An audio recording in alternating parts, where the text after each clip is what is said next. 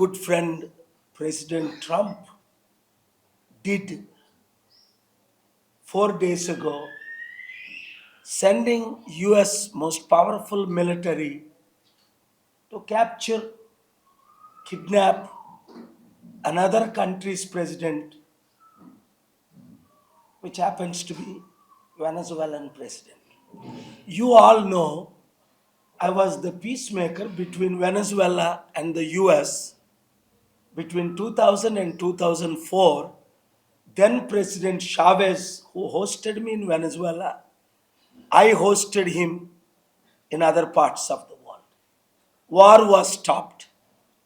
I was in America December 31st with a group of 172 world religious political leaders, including generals, a confidential meeting.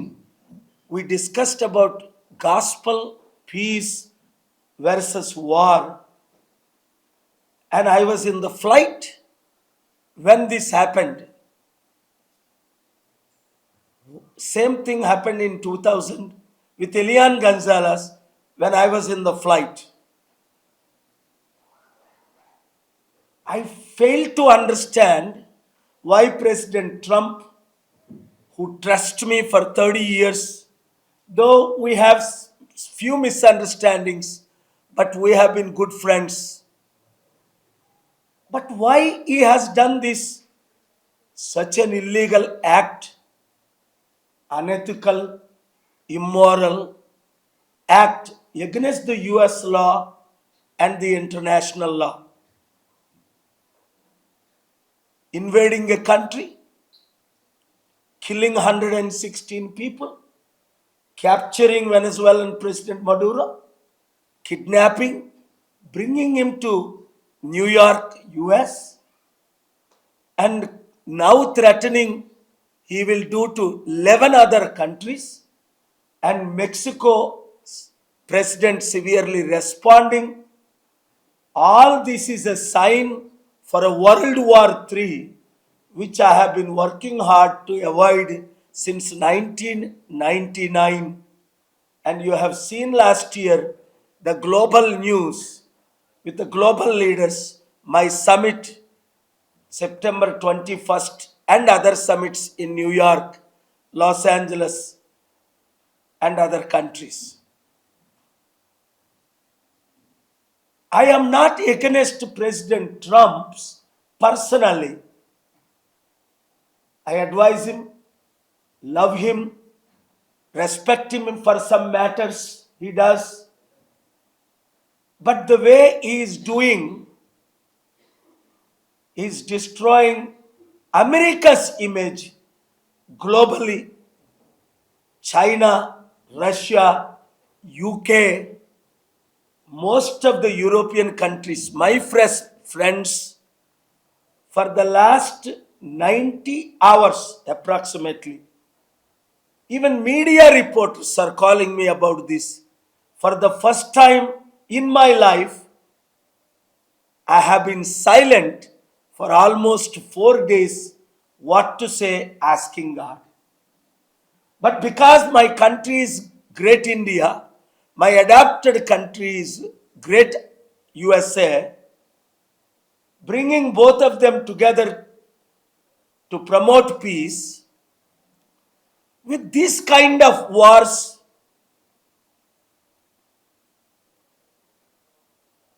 we are very close to World War III, which will kill hundreds of millions of people, countless crores of people.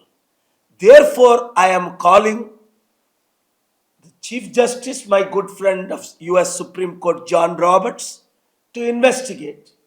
Very difficult to write a letter like that. The only other letter I wrote against George W. Bush, then my friend, when he invaded Iraq and Afghanistan. Costed $8 trillion for America. Many question why America is doing this. Wherever there is oil, Iraq, Iran, Libya, Venezuela. But I know the fact they are not even getting oil. It is nothing but nonsense and complete stupidity. Therefore, I ask President Trump, his advisors are not happy. Some of them are in touch with me last 3 days who attended December 31st, our meeting in Charlotte, in the America's biggest Christian headquarters. General Boykin was there. I wanted to announce to the press, but then I have enough enemies to ruin them. So I almost released to the press and I stopped it. So I am calling for peace in the nations of the world, sending this message. Peace is the path. Jesus said, I give my peace unto you, the Prince of Peace. If there is World War III, Russia has thousands of weapons of mass destruction, nuclear missiles. China is getting almost equal to the US. And North Korea is threatening to launch missile to Los Angeles, New York.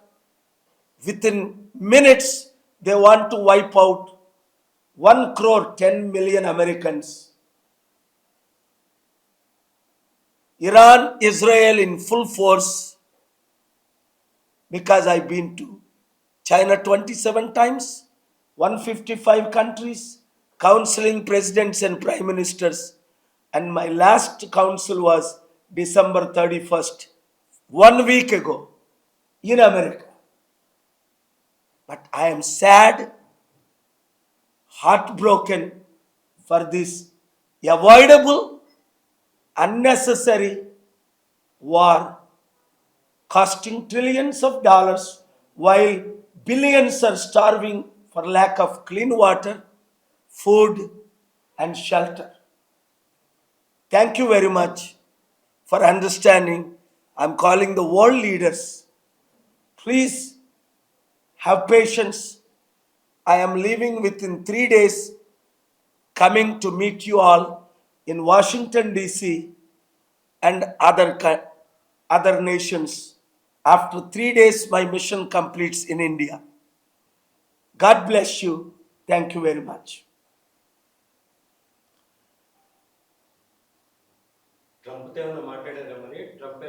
Telugu మిత్రులు, media మిత్రులకు అనేక మంది మీరు గత 3 రోజులుగా నన్ను call చేయడం జరిగింది, నా స్టేట్మెంట్ అడగడం జరిగింది. ప్రెసిడెంట్ ట్రంప్ వెనెజువెలా దేశాన్ని యుద్ధం చేసి 116 మందిని చంపి ఆ దేశ ప్రెసిడెంట్ అయిన మడూరోని క్యాప్చర్ చేసి న్యూయార్క్ తీసుకురావడం గురించి మీ అభిప్రాయం ఏంటి అని. మీ అందరికీ తెలుసు, ఎక్కడ యుద్ధం అయితే యుద్ధం ఆపడానికి నేనే ముందుంటాను 200 దేశాల్లో అని. ప్రపంచ దేశ ప్రెసిడెంట్లు అందరినీ, Iraq Saddam Hussein, Libyan Gaddafi, Syrian Assad, China president, Pakistan 3 prime మినిస్టర్ల ప్రెసిడెంట్ ముబారక్, ఈజిప్ట్ మన ఇండియన్ ప్రైమ్ మినిస్టర్స్, అమెరికన్ 6 ప్రెసిడెంట్లు, NATO secretary generals, UN secretary generals అందరితో నేను పర్సనల్గా మాట్లాడతాను, కలుస్తాను, సమిట్కి ఇన్వైట్ చేస్తాను, శాంతిని ప్రకటిస్తానని డిసెంబర్ 30-31వ తారీఖున 7 రోజుల క్రిందట షార్లెట్, నార్త్ కేరళైనా 30,000 మంది తెలుగువారు ఉన్నారని తెలియదు. ఎయిర్పోర్ట్లో 80 మంది తెలుగు వాళ్ళు కలిశారు. సార్ మీరేంటి ఇక్కడికి వచ్చారు అని. 172 మంది అమెరికన్స్ వరల్డ్ లీడర్స్తో, ఇంక్లూడింగ్ జనరల్ బోయ్కిన్, చాలా పెద్ద ఆయన, జనరల్స్ వరల్డ్ లీడర్స్తో శాంతి గురించే నేను మాట్లాడాను. మూడవ ప్రపంచ యుద్ధం అవ్వకుండా మీరేం చేయాలి, నేనేం చేయాలి, సాధారణ ప్రజలు ఏం చేయాలి అని 2 రోజులు అక్కడ సమిటి జరిగింది. మరలా ఈ నెలలోనే అమెరికాలో పెద్ద సమిట్లు కాంగ్రెస్ మెన్ సెనేటర్లతో నేను పెట్టడానికి మరలా 10-11వ తారీఖునే వెళ్తున్నాను. ఈ లోపునే నేను ఫ్లైట్లో ఉంటుండగానే ప్రెసిడెంట్ ట్రంప్ నన్ను అడగలేదు సరికదా, ఆయన చుట్టూ ఉన్న క్లోజ్ అడ్వైజర్స్ కూడా చెప్పకుండా కేవలం నలుగురితోనే మాట్లాడి రాత్రి మీద దొంగ వెళ్ళినట్టు ఇంకొక దేశానికి వెళ్ళి 116 మందిని చంపేసి ఆ దేశ ప్రెసిడెంట్ని కిడ్నాప్ చేయడం చాలా బాధాకరం. అది ప్రెసిడెంట్ ట్రంప్ నా మిత్రుడికే చెడ్డ పేరు తీసుకొస్తుంది. అంతకంటే ఘోరం అమెరికాకి ఇంకా చెడ్డ పేరు తీసుకొస్తుంది. ప్రపంచంలో అసోసియేటెడ్ ప్రెస్ లాస్ట్ ఇయర్ నా మీటింగ్ని రిపోర్ట్ చేయడం మీరు చదివారు. ఇప్పుడు మీకు పంపించాం. అది మీడియా 700 మిత్రులకు లాస్ట్ ఇయర్ అసోసియేటెడ్ ప్రెస్ అంటే ఇక్కడ మనకి PTI ANI దేశానికి ఎలాగో 200 దేశాలకి 400 కోట్ల ప్రజలకు మీడియా పంపిస్తారు. 5 సార్లు నా ప్రెస్ని రిపోర్ట్ చేశారు. జూన్ 25, 27, జూలై 2, జూలై 11, జూలై 17 గత సంవత్సరం. శాంతిని అంతగా మీడియా కోరుకుంటున్నారు, ప్రెసిడెంట్లు ప్రైమ్ మినిస్టర్లు కోరుకుంటున్నారు. కొంతమంది వార్మాంగర్స్ స్వలాభం కొరకు, పేరు ప్రఖ్యాతుల కొరకు యుద్ధ సామాగ్రి అమ్మి మన ఇండియా బడ్జెట్ ఎంతో సంవత్సరానికి 3 ట్రిలియన్, అమెరికా యుద్ధ బడ్జెట్ 3 ట్రిలియన్. ఇలాంటి యుద్ధాలు జరుగుతుంటే నిద్ర పట్టడం లేదు. రాత్రంతా ప్రయాణం చేసి మార్నింగ్ వచ్చా.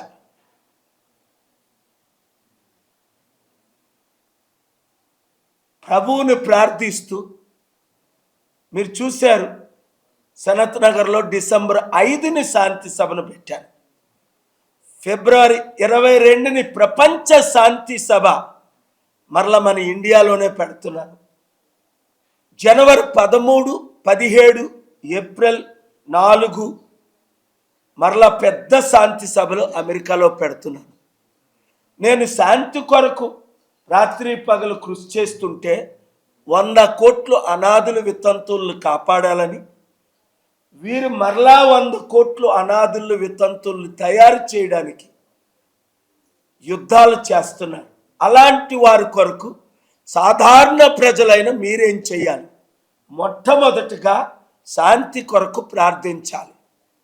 2, నేను ఇచ్చిన మెసేజ్ మీరు ప్రతి ఒక్కరూ 10 మందికో 100 మందికో ఈ శాంతి మెసేజ్ని ఫార్వర్డ్ చేయాలి.